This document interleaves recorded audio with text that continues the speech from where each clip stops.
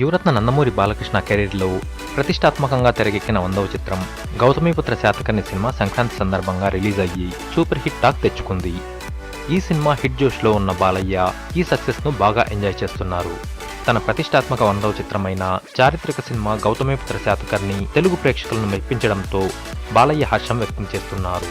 ఈ సందర్భంగా ఓ ప్రముఖ ఛానల్ ఇంటర్వ్యూలో బాలయ్య తన మనవడు దేవాంశ్ గురించి ఆసక్తికరమైన విషయాలు తెలియజేశాడు. తన మనవడు దేవాంశ్ గుర్రం అంటే భయపడేవాడని, ఇప్పుడు తన సినిమా శాతకర్ణి చూశాక ఆ భయం పోయి వాళ్ళమ్మ కొనించిన గుర్రం బొమ్మ పైకెక్కి దాన్ని తోలుతున్నట్లు ఫీల్ అయ్యి సంతోషపడుతున్నాడని బాలయ్య చెప్పుకొచ్చారు.